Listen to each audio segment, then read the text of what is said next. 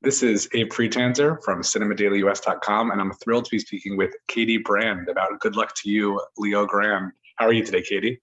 I'm very well. How are you? Good, good. I'm a big fan of this film. Can you tell me how it first started? Yeah, I had an idea just for the opening scene a few years ago. It was an idea. I have lots of ideas just wafting around my head, and I don't sort of write all of them down. I just assume if one has got anything in it, it'll just stick around. So this one did. I had this quite clear vision of this woman, this older woman who had finally booked a young man for the night and you know, screwed up all her courage to do it, and now it's happening, and she's terrified, and he's about to arrive, and then he knocks at the door. She opens it, and then what happens next? And I just never quite got beyond that for whatever reason, time and other work and stuff. But I just kept returning to that and just thinking, I want to see that. I want to see that film. I want to see what happens. And so January 2020, I just said, just sit down and write it then. Put a week aside, crash through a first draft, and let's see if this stands up. And so that's what I did. And as I started doing it, I just really started to enjoy them talking to each other, these two characters. And they suddenly were making me laugh, and like, you know, and that pleasure of just finding out who these two are and what would happen just was really enjoyable. And then I didn't really know what to do with it. So it was a slightly awkward length. So I just put it away. And it was only later, particularly when producers were looking for small contained things, that I thought, well, I've got something. And Debbie Gray, the producer, got on board quite quickly. So that was a sort of the sort of crash through of what happened, and it was all quite fast. But the actual world of the idea is more just interests that I've had for a long time about the way we suppress our pleasures, the way we feel guilty about them, the way we feel ashamed. When does that start? What is it about life that keeps that happening, that we keep suppressing things, and what happens if it all just erupts one day? And also I'm interested in people like Leo who've gone beyond that and are kind of reached quite an enlightened state, and now have a new philosophy on pursuing pleasure and helping other people do that, and so on. So I just thought these two things coming together are interesting and potentially funny, and, you know, might have some interesting and true things to say. I think they're definitely both interesting and funny. Yeah. And sex work is something that we don't often see portrayed in such a positive and lighthearted but sophisticated way, especially with a male sex worker. What kind of research did you do into this world to make sure that you were depicting it accurately and respectfully? Well, it's something I've been interested in for a long time, just personally, and I have in the past sought out, you know, or read articles or documentaries about this particular world, but particularly the people who work in countries where sex work is legal.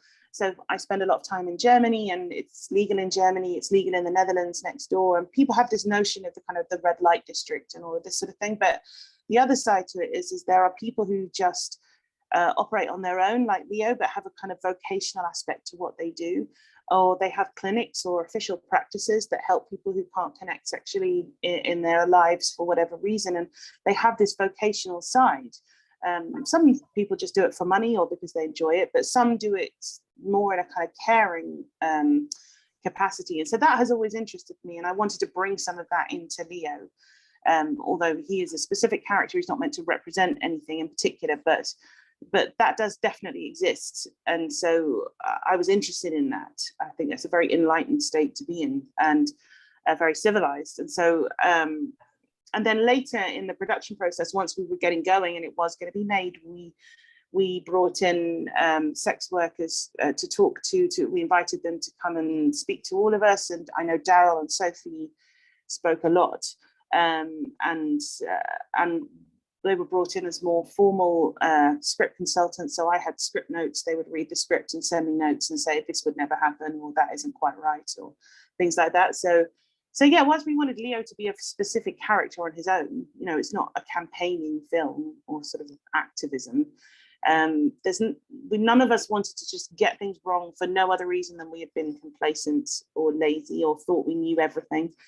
And so that was all just really important, and did really change some of the ideas, or sort of some of the way the ideas were expressed, I think.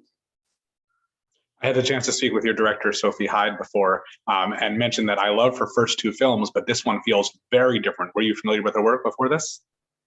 I've seen Animals and I loved it. And I think one of the things that really attracted me to the idea of Sophie directing this was I loved the way she directed the funny moments, particularly because I think a lot of directors can do kind of, the parts of the talent, the flair, the experience, the ability of a director is to create beautifully framed scenes and to tell the drama, non-verbally and so on. And that is a skill I just simply don't have.